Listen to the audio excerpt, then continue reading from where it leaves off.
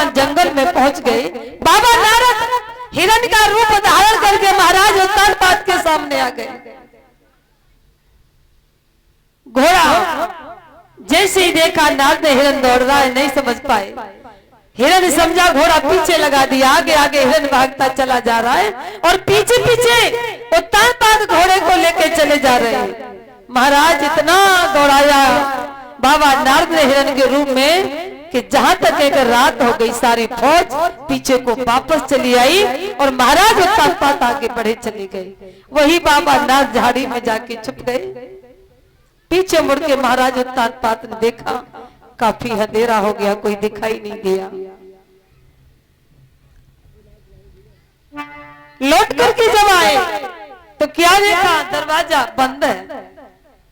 महाराज उत्तानपाद दरवाजा खटखटा रहे, रानी गेट खोलिए। अरे छोटी रानी गेट खोलिएगा, गेट तो खोलिए रानी, गेट खोलिएगा। गेट कौन खोले, क्योंकि छोटी रानी तो घर में आराम से नींद ले रही है, खर्राटे भर रही है। महाराज उत्तानपाद को याद आया, कहा मैं पहले शिकार खेल के आया करता था, मेरी बड़ी रानी सुनीति पूरी पूरी रात दरवाजे पे खड़े होकर मेरा इंतजार किया करती थी और ये रानी चैन की नींद सो रही है। महाराज उत्तानपाद को बड़ी रानी की याद आई और छोटी रानी की बात कर रहे हैं। आरे सुखनी सो गई भैया रानी।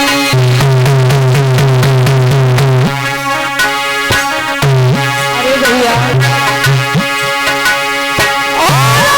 राजा की सोनी नहीं जाने वाली।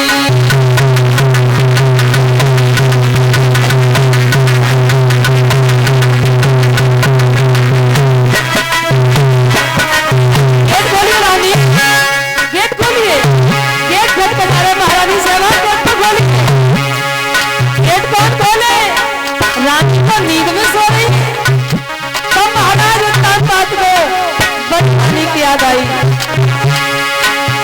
अरे जाए ख्याल सुनीति को आयो, घोड़ा फौरन कवलो कायो।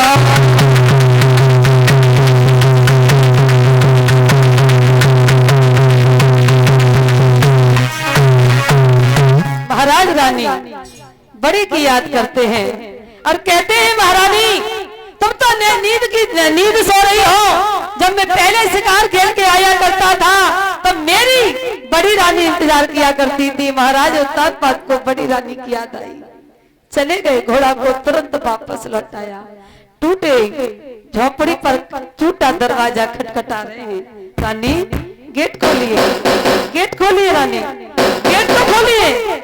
महाराज दुख में कहीं नींद नहीं आती है। रानी टूटे खटोला पे बैठी है। पिया आए हैं महाराज, रात रात के समय क्यों आए हो? रानी उठ के एकदम खड़ी हो गई। आते तो दिन के सम्मत आते, रात्रि के 12 बज रहे हैं। भला रात में क्यों आए हो?